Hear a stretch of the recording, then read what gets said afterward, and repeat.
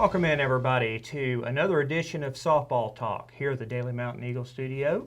I'm Brian Hale. Pleased to once again be bringing you another one of our SEC players locally here from the area. And to introduce her, she is a two-time state champion with the Curry Yellow Jackets, where she was named first-team All-State on multiple occasions and won several awards. She's been a full-time starter for the Ole Miss Rebels for the past two seasons, as well as a part-time starter during her freshman season. This year, she was bestowed a very special honor. She was being named the first player in program history to the SEC defensive team.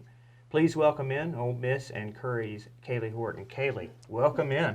Thanks for having me. Well, it is wonderful to have you, and to start off, first time in program history, SEC defensive team. I know you and your teammates had to absolutely be thrilled with that honor, as well as the coaching staff. Yes, it was so exciting to actually knowing that my hard work's paying off and learning from the best of Kylan Becker, transition from the infield to the outfield, so she kind of helped me along the way too.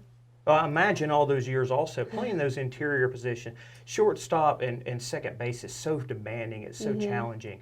I imagine playing that not only through your travel ball years, but your time at Curry. I imagine that helped out a lot because you have to move so much, you have to be coordinated, and the teamwork has to be just phenomenal. Yes, it actually helped out so much and made it so much easier for the transition out there. Wonderful. And of course, you guys, another great season. Spent a lot of time in the rankings, had tremendous wins against great quality opponents, and most importantly, made it to the Super Regional. So what's your thoughts on the season? I thought we had an amazing season. It was one of the best in program's history, making all the rankings. We just finished 15 in the country, so that's the highest we've ever done. I just thought it was just amazing, just the team chemistry and the atmosphere that we had there, and the fans were bringing in more fans, so I thought that was pretty awesome just to play in our own home stadium and win a regional and host, and it was just an amazing year this year. Yeah, absolutely it was. And talking about one of those wins, and this was a historic one for a much different reason, the Egg Bowl series against in-state rival Mississippi State. Y'all started that off back in April with a 21-0 victory, which is out of this world, amazing, even against a SEC team on top of that. And for the game, you were incredible, 3 for 4 with 3 runs and a double. I mean, just your thoughts on that whole day. It just seemed like there was nobody that could miss the ball. Yes, that day was so amazing, just to play under that, scoring 8 runs in the first inning and having so many home runs from our teammates, and we just played as a team, and we knew that we weren't going to go in and lose to our rival. We were going in wanting it because they beat us the year before, so we were it's kind of payback season this year. Oh, I bet everybody on campus that was the talk of the campus, I bet, for a while. Yes, it was. Wow. When I went to cover you for the Oklahoma State game, which, by the way, we later found out was one of the nation's best teams. They advanced on to the College World Series, and a stellar win there. I got a chance to meet Coach Smith and talk to him for a while, and just an absolute treasure of a guy, wonderful. What's this been like for the 3 years that you've been there playing for him? Because I know being around him is such a positive character. Yes, I love Coach Smith. I wouldn't want to play for anyone else. He's so family-oriented, so he treats us as his own children, and I really like that. And he expects the best for us because he wants our good team culture, and he wants us to be the best. We strive to be the best, and we want to just do whatever he tells us to do because he's got the right way in leading us to those victories that we've been having. And this is incredible to me. Your junior season's already over with. Your senior year's back. I mean, it just seems like, okay, I'm going down to Montgomery because the girls are going to compete for their second state championship. I mean, how quickly has this gone by? Oh, it's flew by. I can't believe I'm already a senior. It just feels like the other day I was just walking on campus as a freshman, but here I am about to play my last year. So it's kind of exciting but kind of scary at the same time. Yeah, I imagine so. I mean, it's just kind of a whiz through. All right, we're going to move on to our 8-question segment where things take a lighthearted twist. We kind of get funny in some questions, and then we kind of dial it on back a little bit. So, you ready to answer some giggly and funny questions here? Sure. Okay. First and foremost, the first question: who is the best dancer on your team? Kelsha Lofton.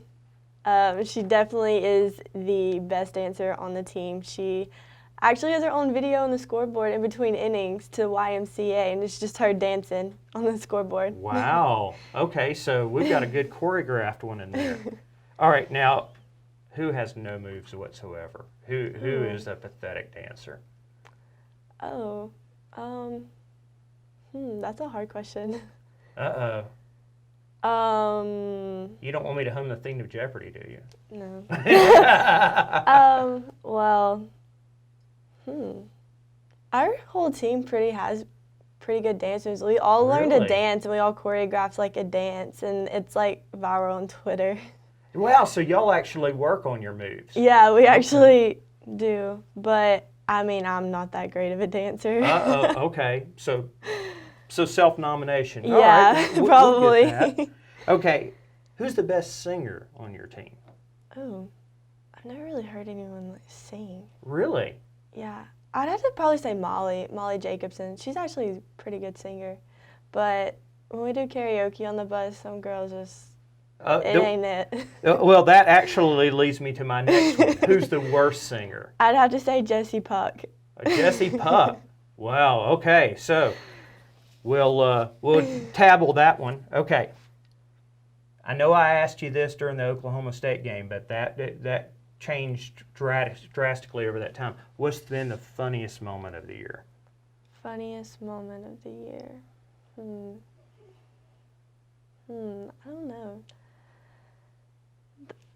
There's something different every day. Like, there's always something funny going on every day. So there's really not just like a thing that like stands out the most, because we always do stupid things all the time, and Coach Smith hates it. Like, we'll go just like in the outfield, we'll just start dancing and singing during practice, and he's just like, "What are y'all doing?" Yeah, and then he just gave us the nicknames Diva 1, Diva 2, Diva 3 for me, Tate, and Kylan, and he just calls us divas. Okay.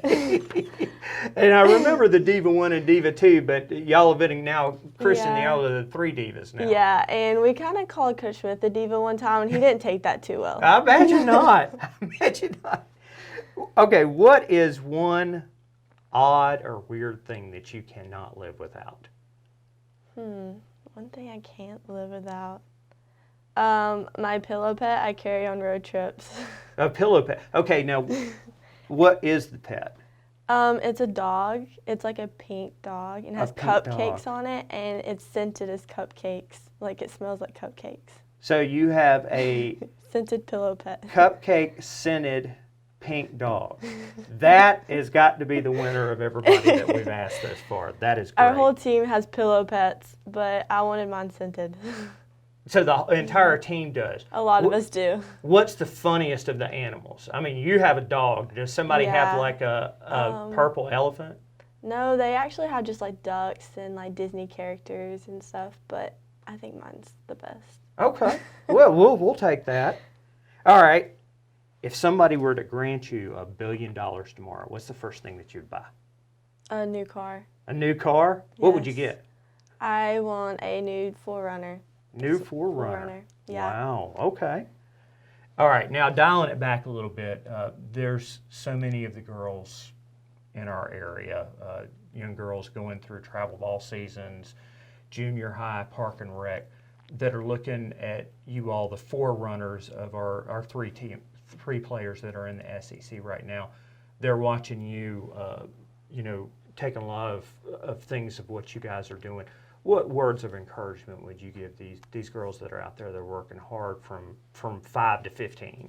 I would say dream big, make your dreams happen, because when I was little, when I was their age, I always wanted to play SEC softball, and I was always told like I was too little to play, but I didn't let that stop me. And so I just went in, worked hard, like hit every day, work out every day, like just trying to be the best and reach my goals. So I would say just never give up, always achieve your dreams, dream big, because you never know what's going to happen. Wonderful, wonderful. Great advice. And with that, we're going to wrap it up. We really appreciated you joining us. Thank you for having me. We always love having you, and we'll get out and cover you some next season. Hopefully, we'll see you guys in Oklahoma City for the senior season. For sure. And with that, we're going to wrap up this edition of Softball Talk. We'll be back with another guest very soon. For Brian Hale for the Daily Mountain Eagle and Softball Talk, so long, everybody.